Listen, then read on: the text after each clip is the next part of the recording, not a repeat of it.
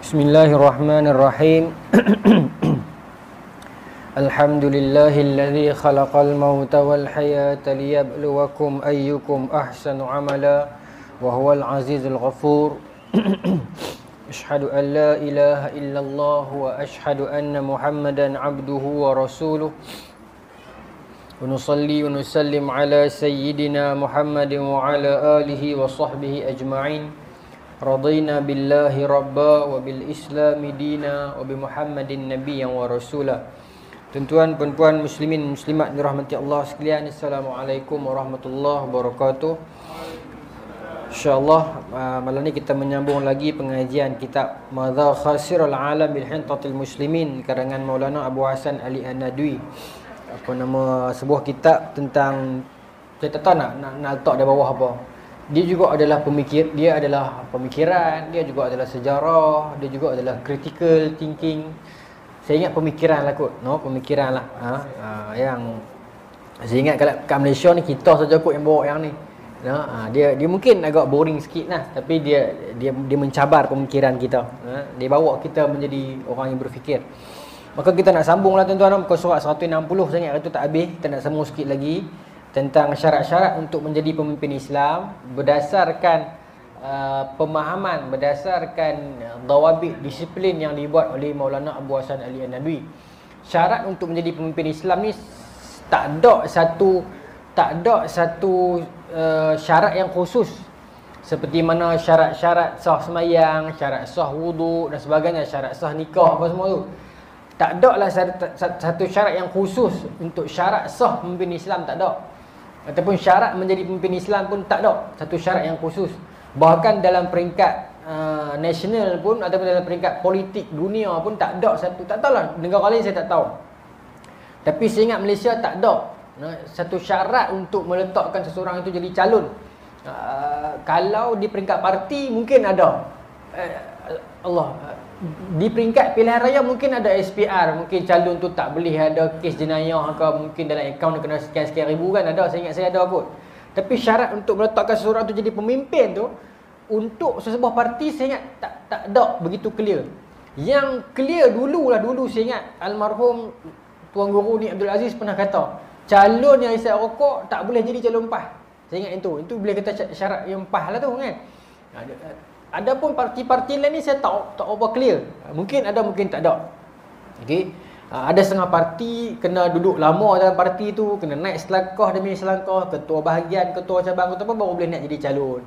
Kan? Ada yang dia kena silang last minute. Itu jadi bergaduh macam-macam lah. Ada yang syarat dia secara umumnya duit banyak.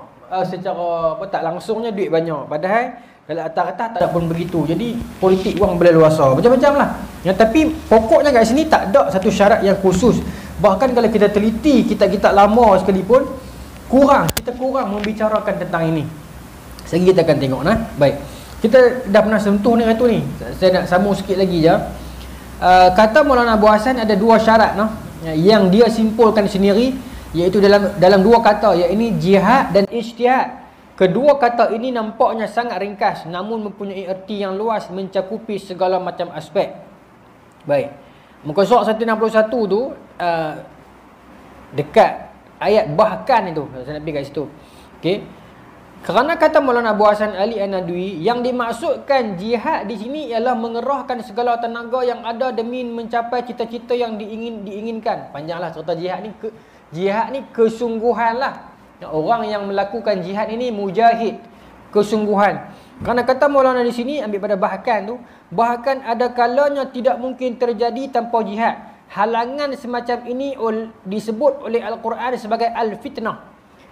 Kata Maulana Abu Hasan Ali An-Nadwi, kenapa bagi dia secara umumnya dalam banyak syarat yang ada atas dunia ni, banyak istilah, banyak benda-benda baik yang boleh digunakan sebagai syarat untuk seseorang untuk jadi pemimpin Islam, Maulana Abu Hasan cuma pilih dua je, iaitu jihad dan ijtihad. Dua ni kena ada. Jihad itu fi'il, orang ni mujahid lah, bukan mujahid Yusufrawa, tapi mujahid juga lah. Mujahid tu orang yang isim fa'il dia. Mujahid tu orang yang berjihad lah. Kena dua ni yang dia nampak. Maka dia kata dalam kategori jihad ini kena senantiasa, jihad ni proses yang tak berhenti, berjuang kerana kalau ada ruang yang ditinggalkan oleh jihad, ada satu benda lain akan isi, iaitu fitnah. Dia kata, fitnah tu bermaksud apa? Kekacauan. Jihad ni bermaksud sungguh-sungguh. Maksud dalam kita memimpin, kita tak boleh rehat. Bila kita rehat, kita akan tinggal ruang. Bila ada ruang kosong itu, fitnah ni akan cepat masuk. Saya boleh relate dengan diri saya pasal saya ni ada penyakit perut, ada angin, kerak berangin. Saya tak boleh lewat sikit makan, lagi kira nak masuk angin ni. Angin tu fitnah. Dalam lari timing sikit, dia masuk, dia berangin, dia mula kacau kepala, kacau otak habis. Tapi saya nampak bila saya baca ni, saya fikir lagu tu lagu fitnah ni. Bila jihad ni rehat sat, fitnah ni tak tunggu lama, dia akan main. Sebab tu dalam ni sebut, ya, tuan-tuan tengok muka surat 162, siapa yang ada buku sama saya. Firman Allah, Maulana Abu Hasan sebut dalam ni, wa qatiluhum hatta la takuna fitnah wa yakuna dinu lillah. Yang bermaksud perangilah mereka, wa qatiluhum, perangilah mereka hatta la takuna fitnah. Bersungguh-sungguhlah, berjuanglah, perangilah sampai tahap tak ada fitnah dah. Ya. Dan wa yakuna dinu lillah. Sampailah agama ini hanyalah untuk Allah. Baik.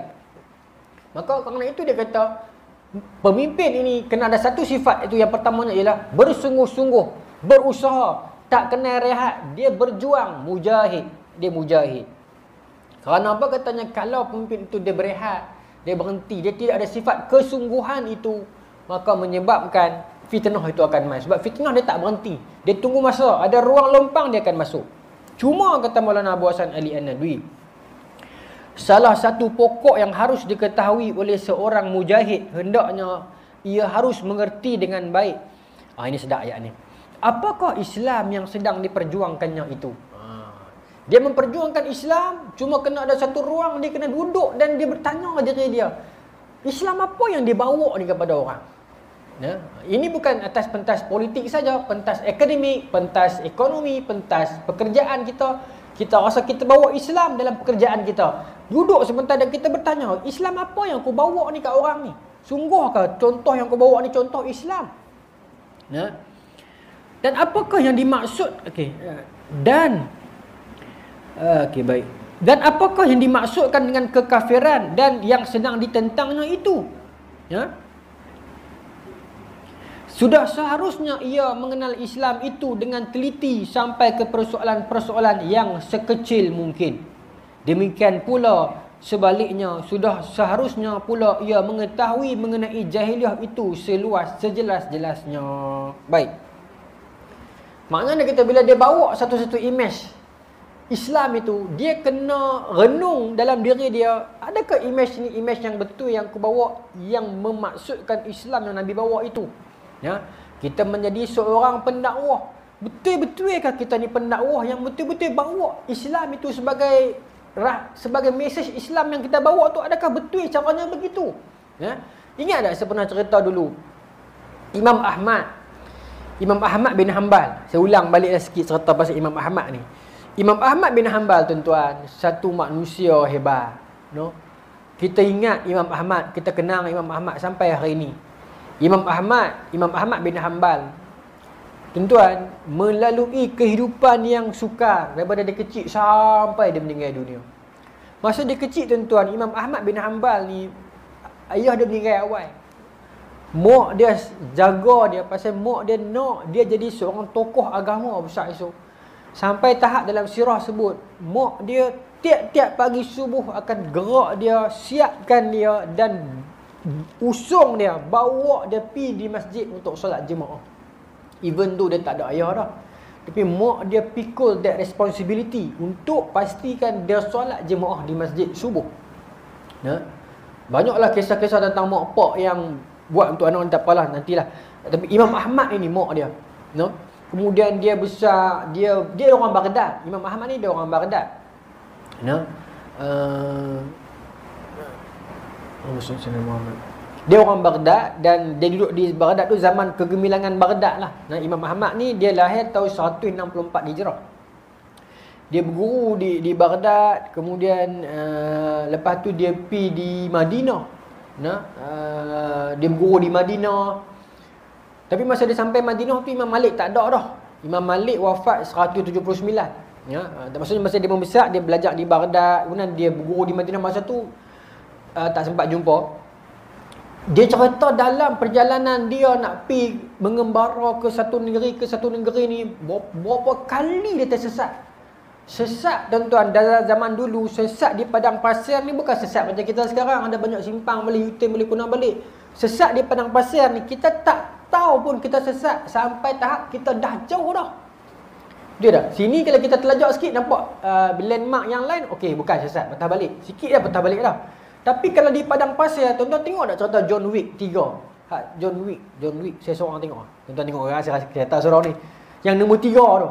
Yang dia nak kena pergi cari the high table punya. Tuan-tuan tengok punya besar padang pasir ni, lagu mana ni? Saya membayangkan bila Imam Ahmad dia cerita 3-4 kali dia tersesat. Nah, 3-4 kali dia tersesat. Tersesat di padang pasir ni tuan-tuan. Masa tu dia budak lagi. Dalam proses dia nak cari ilmu sampai tengah-tengah tu. Pergi berguru sampai ke Yaman, balik mai, kemudian Imam Syafi'i mai ke Baghdad, mengajar dia jadi tokoh, jadi orang yang hebat, jadi rujukan. Kemudian datang zaman fitnah, zaman Ma'mun, zaman Mu'tasim, zaman bila para kerajaan Abbasiyah terjerumus dengan Mu'tazilah, zaman fitnah tu, zaman mihnah. Tuan-tuan, Imam Ahmad kena pukul, kena sebat 160 sebatan. Kata tukang sebat tu, kalau gajah pun 16 sebatan pun dah rebah dah. Imam Ahmad kena 160 sebatan. Badan dia dibubuh dengan gari besi, diarak di atas kuda di keliling Baghdad. Ya? Imam Syafi'i masa tu dah pindah ke Mesir, pernah hantar surat kat dia sebelumnya mengingatkannya bahawasanya dia akan diuji dengan benda ni. Nah, Imam Ahmad itu pun dia kukuh mempertahankan akidah. Dia mengatakan Al-Quran kalamullah, itu saja. Khalifah nak dengar dia kata Quran itu makhluk. Hanya nak suruh dia kata yang tu. Sedangkan ada beberapa kawan dia yang cakap macam tu, tauriah, tak ikut akidah tu, cuma cakap sekadar di mulut saja dan buat orang kata apa? Tauriah ni apa dia? Buat kaedah lah. Nak abang kata nak bagi dia puas hati, padahal tak ikut yang tu pun. Tapi Imam Ahmad memilih untuk tegas mengatakan Al-Quran kalamullah. Hanya nak suruh cakap yang tu saja sampai dia pengkamuk. Pukul dia, penjarakan dia, masukkan dia dalam penjara. Dia menangis. Pasal gelak gelita. Bukan kerana takut, tapi kerana dia tak tahu kiblat mana satu. Nak semayang. Anak dia cerita, anak dia yang duk riwayat balik dalam Zawaid dia nama Abdullah. Seorang lagi nama Saleh. Banyakkan cerita-cerita ni Imam Ahmad cerita ke anak dia. Anak dia riwayat balik. Imam Ahmad tak cerita ke orang ramai. Dia nak ambil wuduk malah menangis pasal tak ada ayak nak ambil wuduk. Maka dia tahan tangan dia ke satu tempat, keluar ayak di dinding itu dan dia ambil semayang dengan. Itu karamah Imam Ahmad. Imam Ahmad memang banyak karamah. Dia banyak karamah dia. Dan diceritakan dalam penjara pun dia tak makan makanan kerajaan. Tapi dia hidup. Dia hidup. Di siangnya dia berpuasa, malam ni dia ada makanan untuk dia. Allah yarzuqu man yasha' bighairi hisab. Allah boleh bagi rezeki. Dan tuan-tuan, seorang lelaki tua yang saya nak piang tu. Seorang lelaki tua pernah kata kat dia. Direkodkan dalam Sirah Alamin Nubala, dalam banyak kisah tentang manaqib Imam Ahmad, banyak kisah ni. Seorang lelaki tua ni pernah kata kat dia masa dia diarak nak pi jumpa Khalifah Mu'tasim masa tu, nak berdebat dengan Ahmad bin Abi Du'ad ni.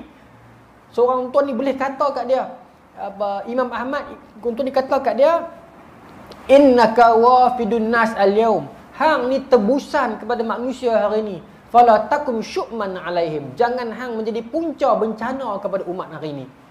Panjang lagi lah ya. Tapi orang tuan ni kata kepada Imam Ahmad, wahai imam, awak ialah tebusan manusia. Bermaksud apa yang awak kata orang akan kunyah, orang akan pegang. Apa yang awak buat, orang akan jadikan ia hujah. Maka jangan awak jadi punca bencana kepada orang hari ini. Maksudnya jangan tunduk kepada kehendak Mu'tazilah. Jangan bercakap benda yang menyebabkan akhirnya orang akan jadikan awak itu hujah. Ustaz tu pun buat, imam tu pun kata lagu tu. Bolehkah nak kata ke orang lebih kurang? Alah, ustaz pun kata ke orang. Bolehkah nak perli orang kat Facebook lebih kurang? Boleh, ustaz tu pun perli orang. Itu maknanya. Fala takun syu'man alaihim.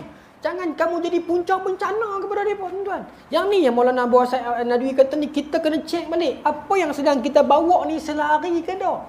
Hari ni tuan-tuan, dunia media sosial, khususnya TikTok lah boleh kata ni, tak kenal hak mana influencer, hak betul-betul ustaz, mana yang bukan ustaz. Kerana lebih lajak daripada laju. Tengah-tengah malam, duk live rayu rendah dengan artis kukik-kukik ni, dia tak jadi contoh. Bila saya sebut macam ni, muka saya tak bayang siapa pun dalam kepala ni. Cuma bila kawan-kawan duk kata memang lagu tu budaya TikTok ni, saya cerita kat tuan-tuan balik lah. Saya tak ada niat nak sebut nama siapa-siapa ni, saya tak tahu pun. Kawan-kawan lah duk cerita ni. Dia kata jadi budaya macam tu dah. Kadang-kadang yang kata da'i tu lebih lajak daripada laju. Tengah-tengah malam dengan live, dengan rayu rendah, dengan macam-macam lah. Dengan dia punya trending, trend apa benda pun tak tahulah.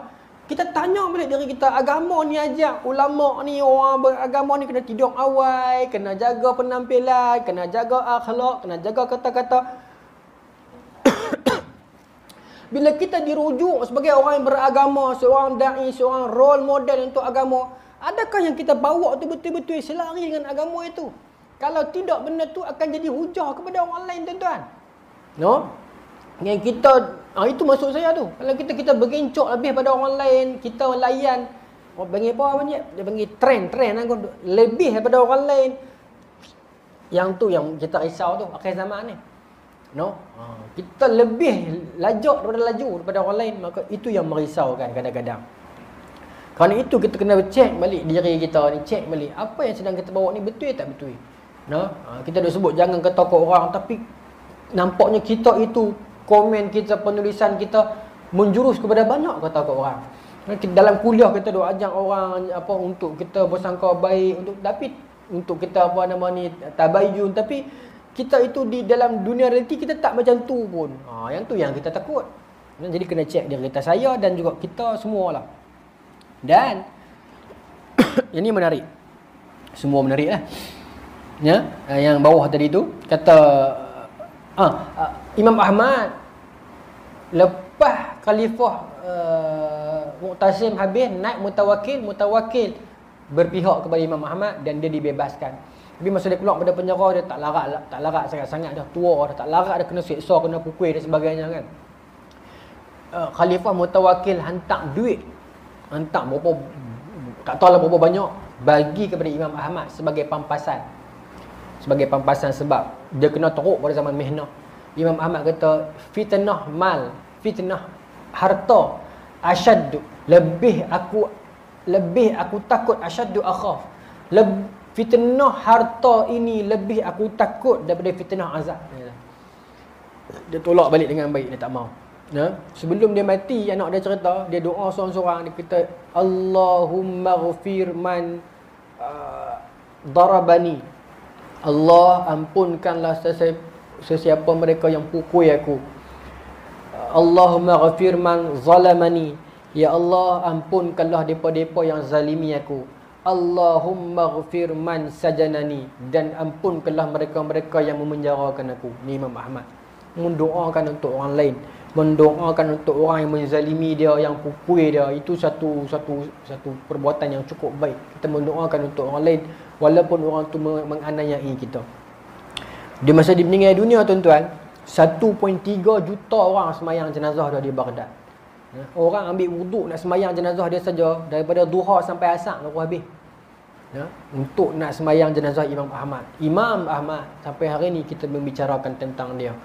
Yang melalui jerih perlih mihnah perjuangan hidup ini, perjuangan daripada menuntut ilmu daripada kecil, kehilangan ayah, sesak jalan, sakit, kena uji, kena pukul, akhirnya hari ini sampai sekarang kita mengenang Imam Ahmad bin Hanbal. Begitu juga imam-imam mazhab yang lain. Baik, sambung no. Okey, baik.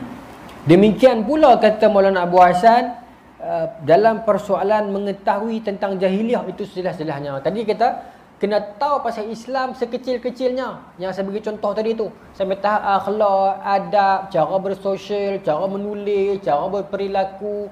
Sekecil-kecil benda pun kita kena jaga. Nah, sebab kita dah jadi role model, orang dah tengok kita dah.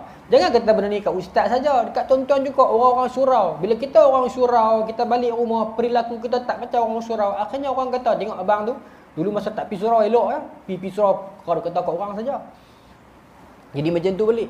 Dulu masa duduk kawan dengan kita, duduk merapu-merapu lepak kedai, okey je dia. Tapi sejak-sejak duduk join orang masjid ni, bukan main mulut dia kata kat orang. Jadi macam tu. Dan itu realiti yang berlaku kadang-kadang.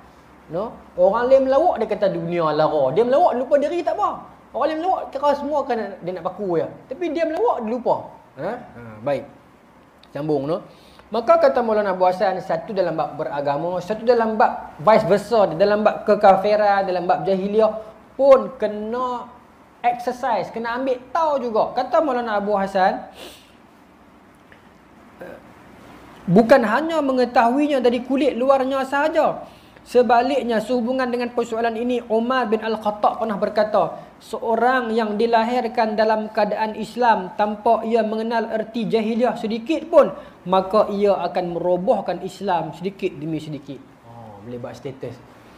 Sayyidina Umar kata, orang yang beranak-beranak Islam dah, dia tak tahu langsung jahiliah, dia akan merobohkan Islam itu pelan-pelan, sikit-sikit. Sebab dia tak tahu apa itu kejahatan.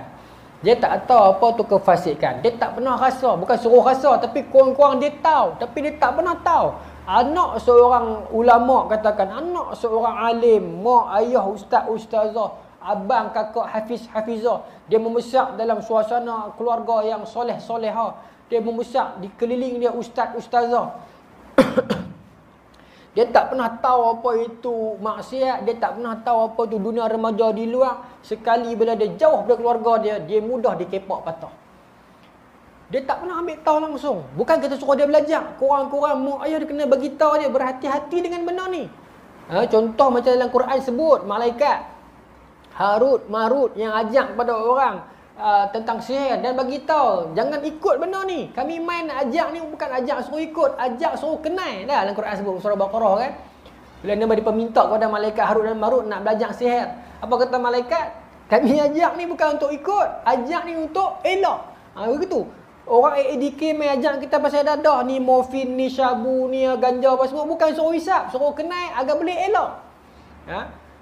Maksudnya kita pun korang-korang kita tahu satu dua benda tentang dunia-dunia gelap, baru kita okey cukup aku benda ni macam ni cara nak tackle dia, macam ni cara nak lawan dia, macam ni cara nak elak dia.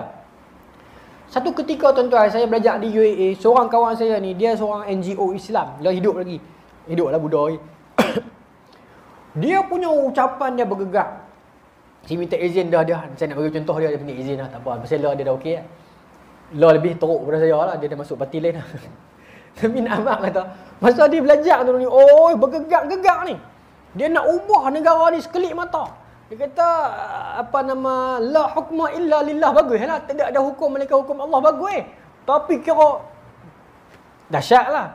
Kita ni tak kena sedia. Kita hanya tengok, Champion League malam-malam ni pun kira dahat lah ni. Mau teruk belakang ni, kira dia nak ubah dunia ni. Satu malam tu tuan-tuan, ni cerita betul wallahi. Kami bawa dia pergi Brickfield. Ni kena kat tak tahu ni. Brickfield ni tuan-tuan tak? Tempat-tempat orang ibadah, tempat-tempat usrah. Dia lah. Port besar lah pelacuran ni. Tapi Brickfield ni dia orang India kawai. Dia kalau orang Cina kawai, dia belah-belah di jalan pasar. Kita panggil Shanghai. Champion. Dia adalah tempat dia tak mau cerita dah. Tapi itu tukut tuan-tuan pergi. Bila pilar pun tak ada kot, saya ingat. Pasal ni kan dah Madani dah. Tambah ni zaman saya tu, zaman tu Brickfield sakan tuan-tuan, bukan dalam filem gangster. Sikit sangat tu. Realiti dia lebih pada tu. Di situlah tempat tangga ayam, di sanalah tempat belakang tu orang duk main judi, pukul orang, mesin kuda, semua di situ. Saya memang jenis orang yang suka pergi tengok kelaku manusia ni. Dari dulu lagi perangai saya lagu tu, tapi kami pergi lah 5-6 orang, pergi seorang takut tewas kan. Tapi tak tewas kot, kotak lagu tu punya tempat. Kotak sungguh tuan-tuan. Ya. Dia ada modus operandi dia. Kalau di Brickfield cara macam lain. Untuk pelacur-pelacur ni dia macam lain. Dia tidak terikat terus dengan bapak ayam atas tu. Dia cuma menyewa bilik dia dengan bapak ayam tu. Lepas tu di luar bilik tu akan ada buku 35 ni cerita ni. Tapi kira dia tak menyewa, dia tak duduk dengan bapak ayam tu. Cuma dia tumpang bilik tu. Kalau kata RM30, RM20 milik bapak ayam tu, dia RM10 lah. Dia berbeza dengan Shanghai, Jalan Pasar ni dia lain. Tapi nak abang kata, nak abang je jadi fitnah pula. Tapi di situ kan ada pondok polis Brickfield, semua dekat tu saja sebenarnya. Kan? Depan tu sikit Persatuan Orang Buta tu. Tapi nak abang kata, kami bawa member ni cakap pandai ni. Mai tengok, teriak tuan-tuan kawan tu, teriak di koridor ni. Sampai kami usung-usung kereta, takut malu kau orang. Geng-geng India punya gangster tu duk tengok kan pasal apa kan. Kata, hang boleh tukar sekelip mata ke benda ni, saya kata. Ni berapa ramai anak-anak muda Melayu penuh berimun tang ni. Bila ni tak ada kot. Lah ni banyak bangla yang duk pergi Brickfield tu. Melayu tak pergi dah. Baguslah, no. Kata aku pergi tempat lain tapi tak ada. Bukan kata lah ni saya pergi setahun dua lepas duk lalu kot tu pun alhamdulillah dah bersih lah saya tengok. Tapi nak ubah tu bukan sekelip mata, bukan kita hang boleh naik hari ni esok hang boleh berubah dah. Panjang lagi ni proses macam nak bersihkan rasuah dalam negara ni. Bukan cerita kita buang orang nubang ni bercip. Tak tuan-tuan. Rasuah ni dia main daripada atas sampai sekecil-kecil posisi. Berlaku rasuah. Dalam bidang politik, dalam bidang pendidikan, dalam bidang apa pun. Bahkan dalam bidang hiburan sekalipun ada rasuah. Kadang-kadang orang tak nampak benda tu sebagai rasuah. Dia anggap benda tu sebagai, dia dapat tender tu, dia balas sikit, dia bagi orang sikit. Dia anggap macam tu biasa je. Pada proses, itu semua rasuah. Tapi nak ubah tu tuan-tuan bukan mudah. Tapi bila dia tak tahu benda tu, dia tak bercakap, dia tak berpijak di bumi yang nyata, maka menyebabkan dia bergerak-gerak sangat lebih. Itu yang kata Maulana Abu Hasan, kena kenal juga lubang-lubang kejahatan, lubang-lubang jahilah ni kena tahu. Baru kita tahu kita nak tackle macam mana. Lagu ni pok ni kita nak masuk cara macam mana. Pok ni kita nak handle lagu mana. Tidak kalau kita tak pernah ambil tahu dengan dunia luar. Kita duduk dalam persekitaran kita yang selesa saja. Kita tak tahu ancaman apa. Satu ketika UAA pernah buat, bukan UAA buat lah, budak-budak persatuan lah buat dalam U lah, masa tu saya belajar. Forum tentang third gender punya forum. Saya pergi. Malangnya tuan-tuan, orang yang straight yang pergi forum tu, saya ingat ada lah ke dua baris kerusi. Kalau ada kawan-kawan dalam ni yang pernah duduk malam tu dengan saya, ada 2 baris kerusi kot. Penuh mini Audi tu dekat iCall tu, mini auditorium tu. Semua geng-geng third gender masuk. Bukan kata yang orang luar lah, yang student pun ada, jangan kata tak ada, UA pun ada yang jenis patah ni. Depa begitu bergegak-gegak mempertahankan depa ni. Hak depa sebagai third gender. Masa tu saya kan kita dalam U Islam ni mana pi budak-budak kita ni. Tapi bila buat forum cinta sebelum nikah, selerak anak-anak Melayu pi. Penuh forum ni, penuh habis mini Audi semua ni. Jadi kita bawa budaya apa zaman tu? Tuan-tuan ingat tak zaman tu? Zaman bercinta sebelum nikah, bercinta selepas nikah. Saya 21, 22 umur masa tu. Forum ni kira cinta saja. Selerak. Cinta lepas nikah, cinta kemas. Dia menghiasi cinta itu dengan nikah. Kemudian dia memaparkan macam mana nak bang? Dia menghiasi benda yang itu dengan nampak macam halal, tapi nampak lagu dia tayang suami dia sangat, dia tayang bini dia sangat. Walaupun benda tu halal, tapi itu bukan tiket untuk dia tayang. Cerita habis masalah dalam kelambu kan, malu. Dia mula ada main 2-3 orang budak dia buat panggil malu nak bawa sarung cincin, penampak semua. Tu tengok tak? Jenis malu ketak-ketak nak sarung cincin bini. Amboi main warak kan. Tuan-tuan, benda tu berlaku kat kita dulu ni. Ya. Ketak tak buat kebah-kebah tangan. Terus ada buat lagu tu lah, malu kat orang sarung sudahlah. Nak abang apa tuan-tuan? No. Allahu Akbar. Tak tahulah kalau saya tak setuju yang tu. Ya. Kesian kat pasangan dia ni. Pasangan dia duduk suruh tangan. Kawan ni duduk. Dia buat malu. Dia buat lagu tak bisa pegang perempuan. Memanglah tak bisa. Tapi halal. Itu orang dia tak boleh beza dah hak mana halal, hak mana haram. Tak boleh beza dah. Ya. Baik. Pasal apa saya boleh tiap ambil sana ni? Ni nak abang kata ni, orang bila dia tak kenal lubang-lubang jahat ni, jadi dia gitu. Pasal kata Maulana Abu Hasan, kena kenal, kena tahu sikit. Bukan lubang jahat, lubang jahiliah, lumpang-lumpang kemungkaran yang berpotensi. Pasal tu kena kenal. Tapi kat sini dia bagi tapi tau, bukan satu lesen untuk semua orang pergi Brickfield tau. Dia kata kat sini apa? Dan pengetahuan tentang ini, iaitu kekafiran dan jahiliah, seharusnya lebih banyak dikenal oleh kaum muslimin awam. Okey, adapun yang wajib mengenalinya lebih banyak tentang hal itu ialah pemimpin Islam. Dan pengetahuan tentang kekafiran dan jahiliah seharusnya lebih banyak dari dikenal oleh orang awam. Maksudnya Bukan semua orang boleh talar pi. Maksudnya orang-orang tertentu, orang-orang yang dia mungkin nak terjun dalam medan dakwah, orang-orang yang mungkin nak jadi pemimpin pada masa depan, orang-orang yang banyak berfikir ataupun dia ada beberapa kepentingan, maka dia kena ambil tahu. Sebab apa? Sebab dia akan memimpin masyarakat nanti. Nah, bukan semua orang awam boleh terjun pi takut tewas. No? Baik. Kekuatan dan persiapan yang dipersiapkan oleh seorang mujahid bila hendak menghadapi musuh, maka persiapannya itu harus jauh lebih unggul dari musuhnya. Kalau musuhnya bersenjatakan dari besi, seharusnya ia menandingi pula dengan senjata yang sama. Ini contoh pandai pasal inilah perjuangan lawan musuh lah. Maksudnya kita kena memperkuat ketenteraan, semua tu termasuklah nah. Saya nak ringkaskan yang tu. Baik. Kemudian yang kedua ialah al-ijtihad. Yang dimaksudkan dengan al-ijtihad di sini ialah kemampuan seorang pemimpin Islam untuk mengambil keputusan jika kaum muslimin sedang menghadapi bahaya maupun kesulitan yang akan mengancam kelangsungan hidup kaum muslimin di satu tempat dan di tengah-tengah kalangan bangsa lain yang berada di bawah kekuasaan kaum muslimin. Sikit lagi. Dan mampu untuk mengambil ketetapan terhadap segala persoalan baru yang tidak ada hukumnya dalam fiqh maupun dalam fatwa para ulama. Mai, tengok muka surat 80 tuan-tuan. Ni, muka surat 80 no. Buku Ibn Rijal ni, Islam, Muslim dan Krisis. Untuk pengetahuan tuan-tuan, buku ni saya cetak balik. Pasal kesian pula ramai sangat lah bertanya kan. Jadi saya cetak balik. Niat saya nak cetak 500 tapi tak boleh, lari sangat, mahal sangat harga dia boleh 500 ni. Jadi saya terpaksa cetak 1000 juga. 1000 pun mahal juga. Mahal daripada hari tu sebenarnya. Mahal banyak daripada hari tu. Tapi terpaksa lah. Sebab kesian kat orang kan. Tapi saya pun nak lah untung juga. Tapi memang harga tak naik lah. Tapi memang kos dia naik berlipat kali ganda. Saya cetak balik, minggu ni keluar. Minggu ni terbit. 1000 buku ni, 1000 buku novel saya tu. Jadi tuan-tuan minta lah tolong support sama mana buku ni. Okay. Bagi yang tengok video ni, tengok macam mana penulisan buku ni. Tengok muka surat 80 tu tuan-tuan. Nak kait dengan yang ni. Saya kata benda-benda baru yang tak berlaku lagi kan. Baik. Sakaratul Utsmaniyah, sebut tajuk tu. Pada tahun 1839, ini dalam buku Dr. Qais Al-Azawi ni, dia kata apa?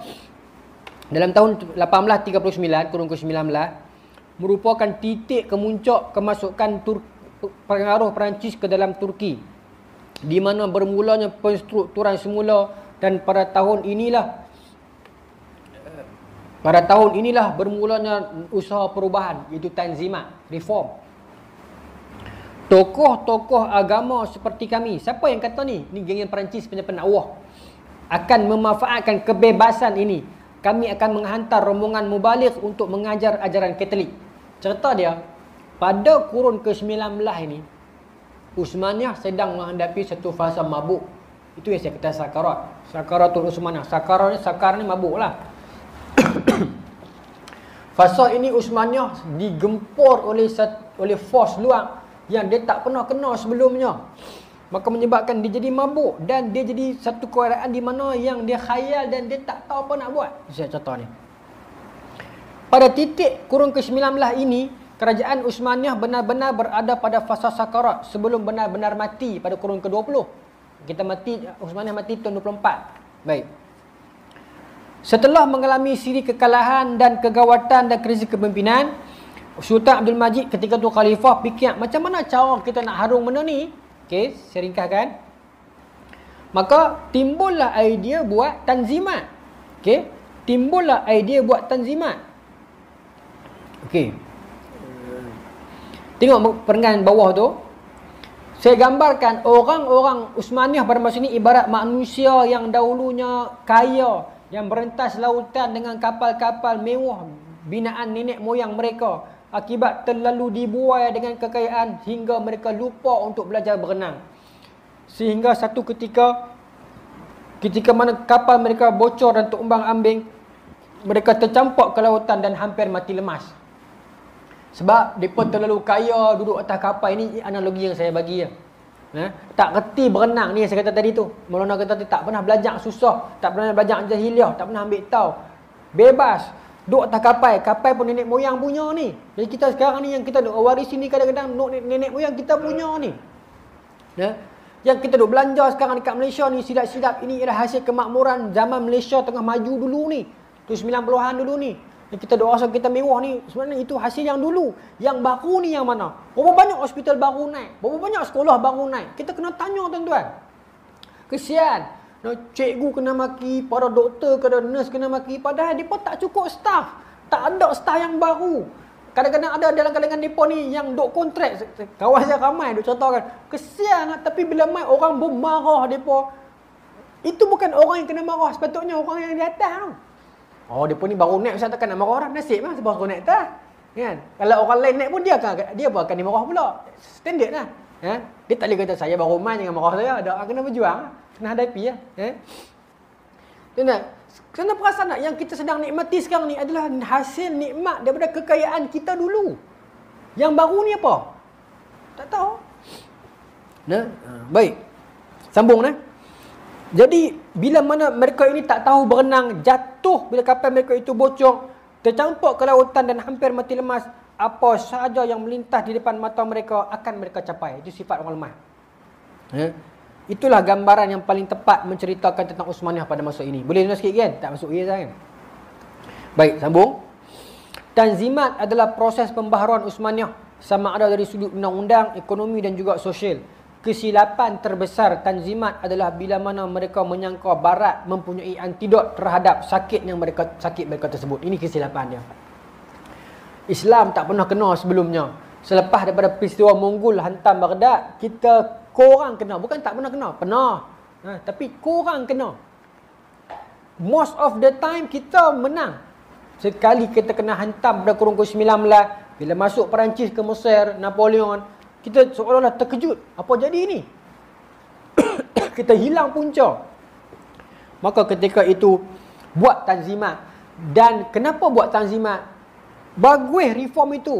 Yujaddidu dinaha, memperbarui agama, tetapi sebaliknya dia bukan memperbarui agama itu, sebaliknya dia pandang ke arah barat, dia sangka barat ada ubat. Dia sangka barat itu maju, maka nak maju kena jadi barat. Itu dalam penulis ni kata, Nurijal ni dia kata apa? Sejak bila lambang kejayaan itu terletak pada topi dan tai? Sejak bila berbahasa Inggeris itu lambang kebijakan ataupun menanggalkan tudung dan serban itu tanda ketinggian peradaban? Inilah penyakit yang melanda Tanzimat dan penyakit itu belum pun terubat hinggalah ke hari ini. Dia sangka Barat ada penyelesaian kepada semua benda. Dia sangka orang putih lah bijak. Apa-apa kena ikut mereka belakang. Maka kuranglah kajian-kajian di pihak kita. Kuranglah sumber-sumber alam kita yang mampu jadi aset-aset tertentu untuk macam-macam benda alami kehidupan ini. Tapi kurang dibicarakan, kurang diwacanakan, kurang dikaji. Kerana kiblat kemajuan kita adalah Barat. Sebenarnya individu yang tak apa saya nak ringkas itu. Yang ni yang tuan-tuan kena baca lah nanti. Ada individu yang paling berkuasa dalam Tanzimat. Rashid Rashid Bashar nama dia. Dia orang Freemason. Baik. Okey, jadi itu cerita dia. Maka bila tak pernah berlaku apa pun, sekali dia berlaku menyebabkan mereka tak tahu apa cara nak keluar. Oh, tengok Barat maju, maka pakat-pakat ikut cara Barat. Maka Tanzimat bukan yang sepatutnya jadi ubat, rupanya jadi bencana lebih besar. Pasal tu tadi dekat awal-awal bab saya bawakan penulis ni kata apa? Mubalik Kristian Perancis masuk dengan mewahnya pada masa ini. Dan pada masa ini tuan-tuan, sikit saya baca nah.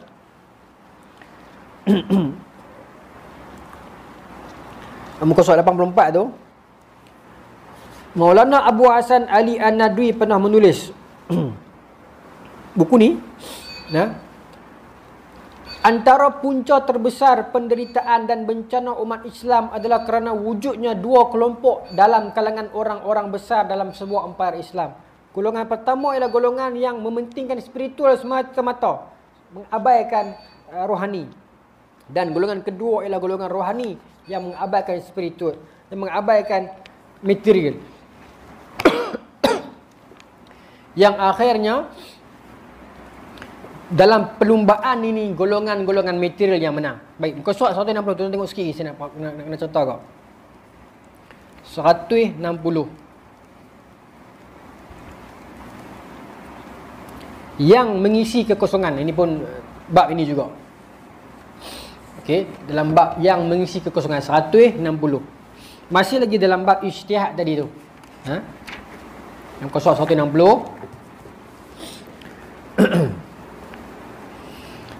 Dalam ni penulis ni kata apa? Setelah tumbangnya khilafah tahun 24, tadi tu kurung ke-19 dalam fasa sakarat, ini fasa tumbang. Saya ringkaskan ni, saya pergi sampai sini. Selepas Uthmaniyah tumbang tahun 24, dunia Islam seperti dilanggar Garuda. Dalam keserabutan, kekalutan, kecelaruan itu, kita berada pada satu titik yang sangat sepi pada masa itu sebenarnya. Sepi. Tak tahu nak pakai modal apa. Pasca wafatnya khilafah, umat Islam cuba untuk bangun dan mencari-cari model yang baru sebagai pembinaan semula jati agama dan umat ini daripada terus sakit dan mati. Ketika penyakit sekular semakin merebak dan menjadi-jadi, para pemimpin Islam yang sudah dijangkiti demam sekular ini dilihat tidak mungkin kebah dalam sedekad dua lagi. Maka berganti-gantilah pemikiran demi pemikiran yang cuba mengisi tempat di dalam jiwa dan minda umat Islam ketika itu. Ia bukan tempoh yang mudah sebenarnya. Dalam ini saya kata apa? Lepas Uthmaniyah jatuh, pemimpin-pemimpin Islam masa tu mereka ada demam. Demam apa? Demam sekular. Pasal terpengaruh dengan Atatürk. Okey. Pasal dengan Atatürk bukan jelas awal itu. Era tu lah, tapi tak apalah. Atatürk lah. Sekular masa tu Turki. Tuan-tuan akan jumpa dalam buku ni nanti, di tempat-tempat lain semua pakat duk hala ke sekular. Bahkan seluruh dunia pun. Sehingga di tanah Melayu pun begitulah. Penyakit sekular ni. Tinggallah umat Islam terkontang-kanting. Kita nak pakai modul apa ni? Khilafah tak ada dah. Kita nak buat apa ni? Semak balik segala kitab. Dalam ni saya tulis ayat sedap sikit lah. Segala karya dan sumbangan fatwa dan ijma' dan kitab-kitab induk mazhab hinggalah kepada syarah dan hasyiah lengkap untuk kita pedomankan. Tetapi sebaik khilafah jatuh, kita tak ada modul kita nak pakai apa. Kita banyak kisah tentang fiqh, tentang benda-benda lain, tetapi tentang kerajaan, tentang pentadbiran, kita cuma ada nasihatul muluk. Kita cuma ada ahkam sultaniyat dan beberapa kitab kecil sahaja tentang pemerintahan. Maka pada masa itu kita pun jadi jam, tak tahu nak pakai modul mana. Itu ijtihad penting tu. Maka datanglah satu demi satu modul. Al-Afghani mai dengan gagasan dia tu pan-Islamism. Kemudian pada masa itu Al-Afghani mai, okey, iaitu menuntut agar kita menjadi progresif. Lepas tu Muhammad Abduh, anak murid dia, memperkembangkan. Okey. Kemudian tercetuslah gerakan kaum muda. Okey. Ni nak pergi kepada debat mari ni. Okey. Sistem fikir inilah yang melahirkan Hasan al-Banna dan ikhwan di Mesir, kelompok yang menuntut pembaharuan. Tulisan-tulisan seperti Urwatul Wusqa yang dikarang di Perancis mula dibaca. Orang mula mai pemikiran. Tafsir Al-Manar mulalah diekspor sampai ke Nusantara kat tempat kita ni. Kelompok-kelompok inilah cuba mengimbangi sekularisme yang semakin membarah. Silapnya, mereka tidak membaling batu terus kepada pemerintah. Sebaliknya, kepada kaum tua yang telah sekian lama berjasa di desa-desa. Saya kata betul. Bila jadi macam ni tuan-tuan, mainlah kaum muda yang lapis-lapis kita ni yang kami nak perubahan. Maka idea Al-Afghani dulu ni, Al-Afghani masa zaman dia naik dulu ni, idea dia itu dicabar oleh idea konservatif, iaitu idea Wahabi. Sebenarnya cerita dah sebelum ni kan. Wahabi lebih konservatif, Afghani lebih progresif. Tapi hari ni orang cuba satukan dua tu dekat Malaysia ni, dia salah faham. Dianggap satu orang yang sama padahal dia berlainan. Tak apa. Saya nak cerita ni, di Nusantara ni sampai tak, anak-anak muda ni belonjak-lonjak, nak perubahan. Tak lama dah dihantam oleh British, Belanda. Baik. Maka penulisan perjuangan ini masuk, dicetak, disalin masuk ke tanah Melayu. Maka kaum muda ni bangkit. Malangnya dia salah serang. Patutnya dia baling pemerintah, dia pergi baling ulama-ulama tua. Itu pergeseran mula berlaku. Maka gerakan kaum muda ini bergeser besar dengan kaum tua era itu. Kata mereka, ulama tradisionalis ini selesa dengan apa yang berlaku ataupun sudah malas untuk berjuang lagi. Di Mesir, para ulama telah menolak cadangan Abduh untuk mereformasikan Al-Azhar. Syekhul Azhar ketika itu menyatakan bahawa Abduh mahu menukarkan Masjid Agung Azhar kepada sebuah sekolah falsafah. Urusan dunia dan pembelajaran moden tidak mempunyai kaitan dengan Al-Azhar. Nampak? Jadi perselisihan itu. Ulama-ulama tua mengatakan tak usah cerita lah pasal pemodenan, gerakan kemajuan ini. Tak ada kena-mengena dengan agama ni. Budak-budak muda pula kata, hampa ni orang tua ni, ulama tua ni yang mentang-mentang hampa dah datuk, hampa dah dapat gelaran syekh, orang dah panggil hampa tok guru, hampa jadi selesa. Apa tak nampak ke Belanda di Indonesia, British di tanah Melayu, orang tu pijak kita ni, tak nampak ke? Pergeseran itu berlaku. Boleh kata tuan sikit lagi? Boleh tak? Baik. Saya suara makin tak ada ni, tapi seronok pula ni. Kesan dia bahawa kaum tua menganggap bahawa kaum muda lah yang sekular dan terlalu mengikut rentak barat. Sebab kaum-kaum muda ni pula pakaian mereka ni ala barat. Meskipun mereka menentang barat, tapi mereka pakaian mereka tu barat. Maka kata kaum-kaum tua yang tuan-tuan tengoklah, tuan guru lama-lama ni kan, mengatakan hampalah sebenarnya sekular dan mengikut rentak barat. Sedangkan kaum muda menganggap kaum tua pula adalah sang selesa yang bertanggungjawab kepada kelemahan umat. Maka kaum muda pula kata, hampa orang tua yang agama ni, yang pegang agama ni lah yang menyebabkan agama ni jadi mundur sampai tahun-tahun ni. Nampak pergeseran yang berlaku zaman itu. Ketika perang tuduh-menuduh ini berlangsung, para pemimpin politik semakin jauh dalam fantasi sekular ala barat. Sambil geng agama ni dah tengkang, geng-geng politik ni dah tinggal jauh dah. Dah pergi ke mana hala dah. Dah ikut Atatürk, dah ikut mana penapi dah. Berlaku zaman tu. Perang pemikiran ini semakin parah bila mana dieksport ke Nusantara. Krisis yang sama di Indonesia. Kiai Ahmad Dahlan diserang. Perang Padri. Tokoh-tokoh semisal Syekh Tahir Jalaluddin, Syekh Al-Hadi merentas jalan di tanah Melayu pula. Zakbar, Muhyiddin Hilmi, semua ni geng-geng yang ikut pengaruh Rashid Ridha dan sebagainya. Mereka ni anak muda. Jadi mereka lebih tersusun. Terbitkan majalah Al-Imam, menterjemah Al-Manar, menulis Seruan Azhar, Pilihan Timur dan lain-lain majalah-majalah mereka. Tak cukup dengan majalah, mereka masuk pula dekat industri sastra, menulis novel-novel semisal Hikayat Faridah Hanum. Maksudnya geng ni dia masuk tulis surat khabar, tulis majalah, lepas tu nak ambil hati budak-budak muda yang kaki novel ni, tulis novel. Kemudian nak ambil hati budak-budak yang baru-baru nak up ni, macam TMJ buat akademi bola untuk JDT tu, nak ambil pada tunah ni, buat pula Mahat Ihya Asy-Syarif di Gunung Semanggoeng. Nak rekrut budak-budak muda pemikiran macam tu dalam tahun 34. Kemudian madrasah-madrasah lain, antaranya yang ni, Mahat Al-Masyar Al-Islami di, sekarang ni di apa batu? Mahat Al-Masyar Sungai Batu kan, dulu di tempat lain kan, dulu di Teluk Kumbang kan. Sebelumnya lagi dulu di Tapak Komtar ke apa kata. Mahat Al-Masyar bukan Al-Masyar tu. Okey. Kemudian depa membentuk Hizbul Muslimin tahun 48. Kemudian depa masuk dalam bidang politik pula, bergabung dengan KMM, Kesatuan Melayu Muda. Dan beberapa gerakan yang lain yang akhirnya diiktiraf sebagai haluan kiri. Puan saya kat sini, semua ni punca berlaku bila mana mai satu-satu benda pemimpin tak ada ijtihad. Dia pun tak tahu nak pergi ke mana. Maka bangkit golongan agama ni yang dia tak tahu nak, dia ada senjata tapi dia tak tahu nak tembak ke mana. Maka dia mula menembak hang aku. Itu yang berlaku macam kemarin ni. Dia mula menembak hang aku. Dia ada aset.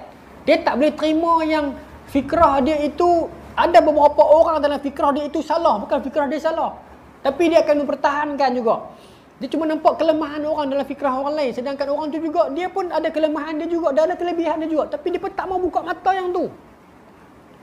Saling menyesatkan, saling mengeluarkan orang daripada Ahlussunnah wal Jamaah. Saya tak tahu apa nak jadi ni.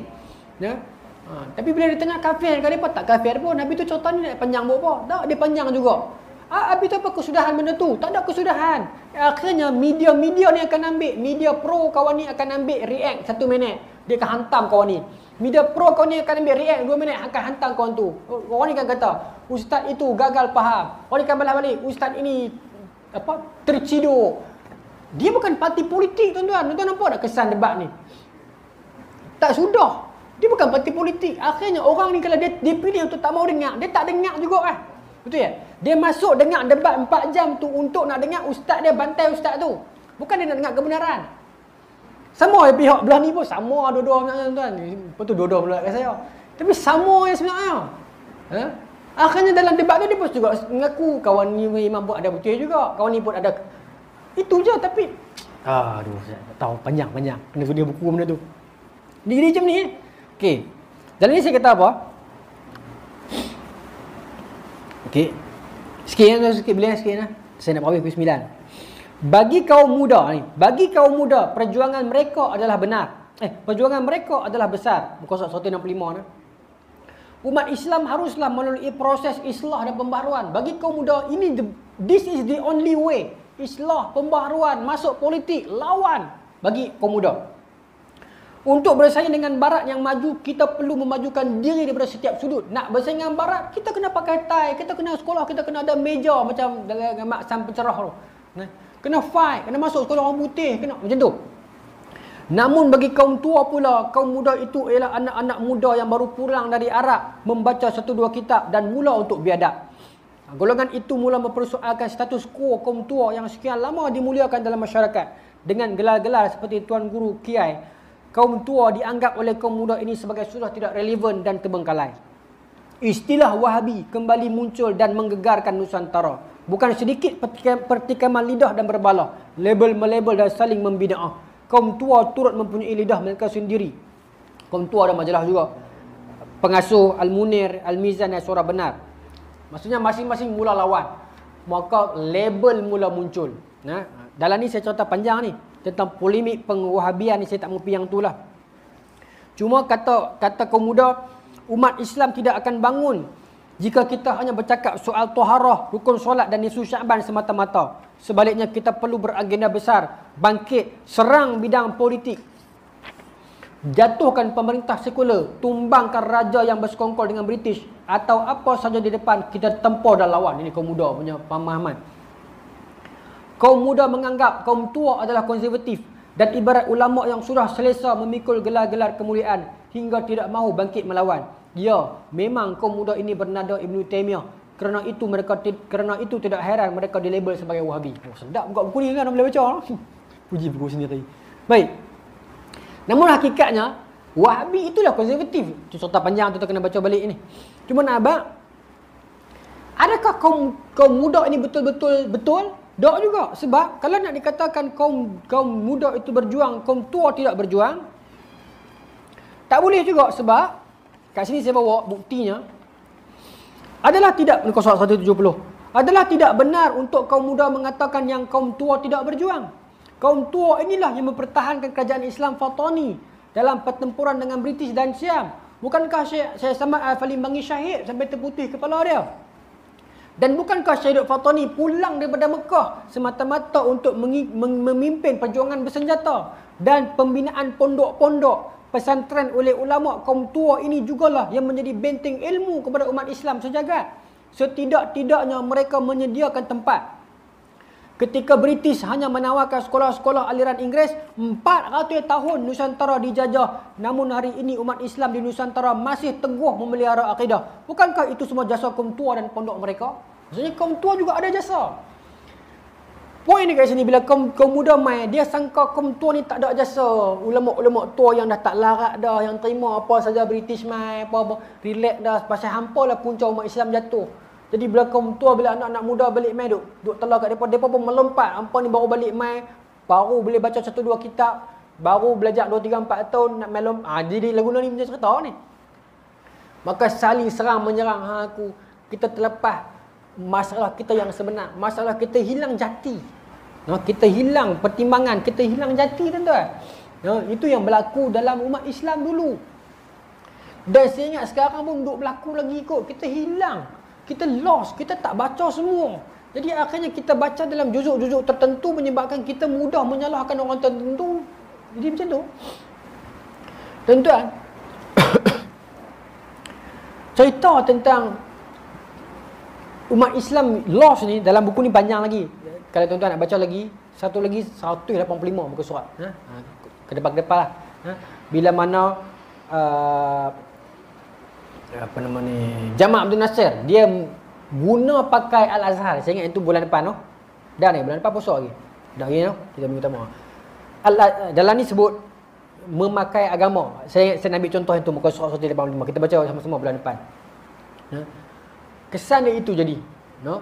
Bila mana kita hilang pemikiran, hilang budaya baca, budaya kritikal, budaya neutral, budaya tak asabiah persatuan, tak asabiah gerakan kita saja yang betul.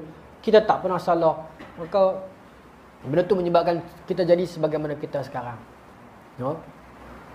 Tuan-tuan, dalam tahun 70-an dulu, Malaysia pernah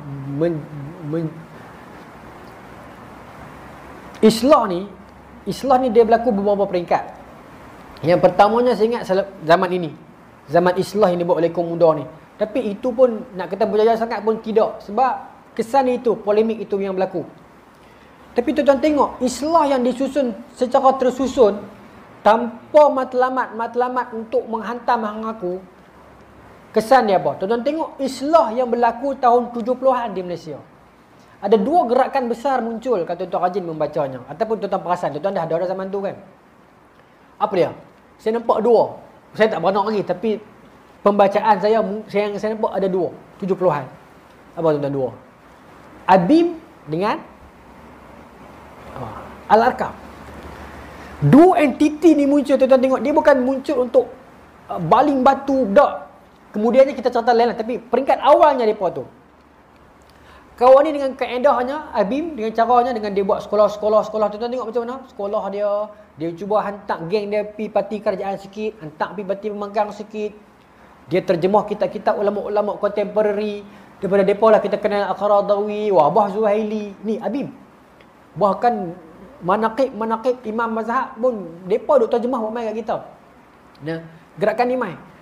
Al-Arkam, tarbiyah dia, tuan-tuan lempaklah Al-Arkam di mana pun mereka boleh hidup. Hatta selepas mereka diharamkan, hatta walaupun alumni Al-Arkam dah keluar Al-Arkam, tapi jati yang Al-Arkam bagi kat mereka tu, saya pun tak faham. Tuan-tuan tengok tak orang Arkam, walaupun dia dah keluar Arkam dah, tapi jati mereka dalam dakwah itu.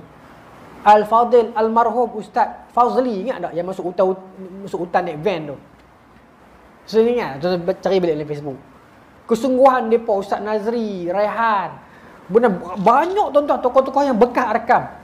Nah, tarbiyah apa yang ada pada depa ni, yang depa begitu bersungguh-sungguh. Adik-beradik saya semua ni ramai Arkam ni. Macam mana depa punya gerak kerja depa. Pak, betul saya kata ada satu dalam Arkam ni yang tak ada dalam pertubuhan lain. Yang salah-salah lah, tapi nampak kata spirit tu. Proses tarbiyah dia tu. Macam mana dia buat sampai tahap orang Arkam ni dia lempak ke mana pun, dia punya kecintaan dia punya kesungguhan dia, survival, jihad dia, mujahadah dia tu. Tuan-tuan tengok, abang Jad tengok di Lah Yue, tuan-tuan tengok di Lah Yue, dia buka kedai dia saja yang duk beli, tak ada orang pi pun, dia boleh survive. Ha? Kita buka kedai kita, orang tak pi sebulan sikit katuk dah. Di Kulim tempat depa tu. Ha? Di Rawang, di Negeri Sembilan, di seluruh dunia tuan-tuan. Tuan-tuan rajin pi luar negara, tuan-tuan tengok. Restoran depa. Sebab tak di luar negara kita memerlukan kedai depa. Apa? Di Turki Nur Muhammad lah. Di tempat ni dia pakai Malaysia kan, Nur Malaysia. Kawan-kawan saya ramai yang duduk dengan mereka sampai sekarang tak keluar. Dia di Jerman duduk ada, dia dengan negara Eropah. Saya tak puji mereka di sudut akidah, saya tak tahu. Tapi gerakan ni masa dia muncul 70-an, tuan-tuan tengok macam mana dia menyebabkan dakwah yang lama tak boleh menyebabkan tudung terlekat di kepala orang, hatta ustazah mai Arkam dia balut terus muka.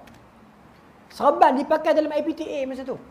Nah, ABIM juga lah ada sumbangan, tapi Arkam dan ABIM dua ni, tapi dia di titik yang berbeza lah. Tapi dia muncul pada tahun yang sama, di dua titik yang berbeza. Dia macam ikhwan dengan Ikhwan Muslimin dengan apa nama Sanusiah. Nanti saya cerita lain. Bulan depan lah, terlebih masyarakat. Dua entiti yang keluar dalam kaedah yang berbeza. Satu DP akademik dan perjuangan, satu DP tarekat dan perjuangan. Kerana ikhwan lebih dikenali, Sanusiah ditinggalkan zaman. Sekarang tak tahulah. Arkam dengan ABIM, saya ingat dua-dua pun dah slow dah. Dan anak-anak muda kita sekarang nak pergi ke mana? Spirit of nak join jemaah, nak masuk NGO, tak ada tuan-tuan. Ya. Semangat nak masuk parti politik ada, tapi nak masuk NGO, pendidikan, perjuangan, usrah, bincang kita, tak ada. Dulu kita banyak. Naik ISMA, JIM, ABI, banyak NGO ni. Lah budaya tu saya ingat tak ada dah. Nah, NGO pula duk ambil artis pula ni selera artis punya ramai. Jadi anak-anak muda pun tak nampak Nabi ke mana. Kami dulu tuan-tuan dulu ingat tak kita habis sekolah, orang tanya anak jom BIM, jom gym, jom nampak je gitu. Kan? Ikram banyaklah saya tak mahu sebut semua lah kan. Jadi geng-geng NGO ni kena sedar.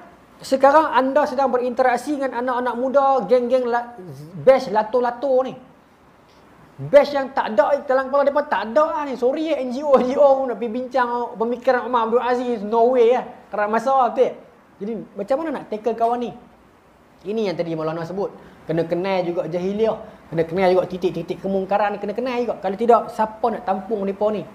Takkan semua nak harum masuk politik. Sebab nampak sekarang ni hak geng ni cakap politik bergegak-gegak ni.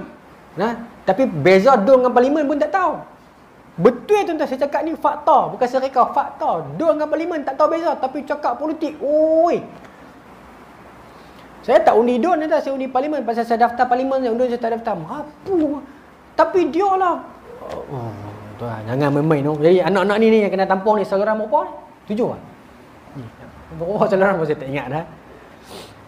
No, kita zaman tip, tuan-tuan zaman tip bola kereta tu, dia riu, kita zaman tip. Depa zaman apa nama ni online, zaman Netflix mana sama. Ya, wallahu taala alam. Minta maaf tuan-tuan tu. Ada satu terlebih terkurang telajak malam ni. Wallahu taala alam. Bulan depan kita sambung tak habis ijtihad ni panjang ni. Saya nak pergi yang bab tentang ijtihad ni. Maulana sebut tentang orang pemimpin Islam yang mengguna pakai agama, kemudian saya nak pergi dengan Jamal Abdul Nasir. Saya tak mau buat contoh Malaysia, saya buat contoh luar. Bismillahirrahmanirrahim. Allah marzuqna fahman nabiyyin wa fadal mursalin wal malaikatil muqarrabin wa hdina fi hidayatil arifin bi rahmatika ya arhamar rahimin walhamdulillahirabbil alamin. Assalamualaikum warahmatullahi wabarakatuh.